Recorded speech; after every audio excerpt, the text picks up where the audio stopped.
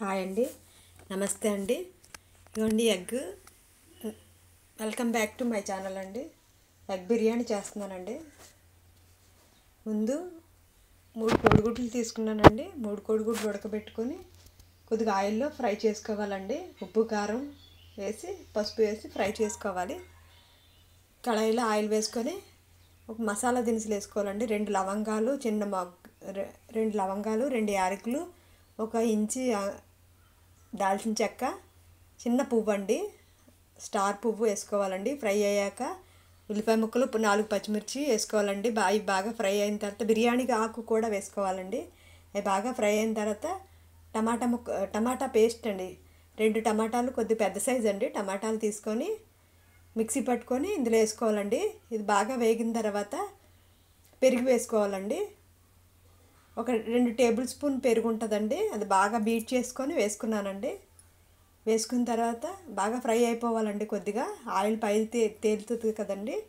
అలా ఫ్రై అయిన తర్వాత అప్పుడు జీలకర్ర అండి, ఒక చిన్న టీ స్పూన్ జీలకర్ర పొడి, 1 టీ స్పూన్ ధనియాల పొడి, 1 టీ స్పూన్ కారం వేసుకొని కొద్ది ఫ్రై చేసుకోవాలండి. ఫ్రై చేసుకున్న తర్వాత బాస్మతి రైస్ అండి 1 గ్లాస్ తీసుకున్నానండి. ఇగోండి, ఈ గ్లాస్తో 1 గ్లాసు రైస్ ఒక అరగంట ముందు కడిగి నానబెట్టుకున్నాను, అది వేసుకోవాలండి. టమాటాలు వేగేటప్పుడే కొద్దిగా పుదీనా, కొత్తిమీర కూడా వేసుకున్నానండి. ఆ క్లిప్ మిస్ అయ్యింది.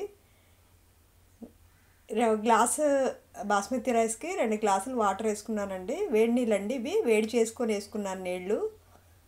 ఇప్పుడు ఉప్పు చూసుకోవాలండి, సరిపడకపోతే వేసుకోవచ్చు. ఇలాగ చాలా బాగుంటుందండి అప్పుడప్పుడు చేసుకుంటే. ఎగ్ బిర్యానీ అండి ఇది. ఇవ్వండి, ఉడికి మొదలెట్టిన తర్వాత గుడ్లు వేసుకోవాలండి. ఫ్రై చేసుకున్నాం కదండి ముందు, ఉప్పు కారం వేసుకొని ఆ గుడ్లు వేసుకొని మళ్ళీ కొత్తిమీర అండి పైన కొద్దిగా వేసుకున్నాను. ముందు వేగేటప్పుడు కొద్దిగా వేసుకున్నాను పుదీనా, కొత్తిమీర లాస్ట్లో కొద్దిగా వేసుకున్నానండి. ముందు హై ఫ్లేమ్లో పెట్టి బొంగు రానిచ్చాక అప్పుడు సిమ్లో పెట్టుకోవాలండి. సిమ్లో పెట్టుకుని మూత పెట్టేసుకోవాలి, అట్టెసరిలాగండి. దీంతో పెరుగు పచ్చడితో బాగుంటుందండి. ఇది లేకపోయినా బాగానే ఉంటుందండి. పెరుగు పచ్చడితో తింటే బాగుంటుందండి. కొద్దిగా లాస్ట్ మధ్యలో గరం మసాలా కూడా వేసుకున్నానండి, అది కూడా క్లిప్ మిస్ అయింది. గరం మసాలా కొద్దిగా 1 టీ స్పూన్ గరం మసాలా వేసుకున్నాను.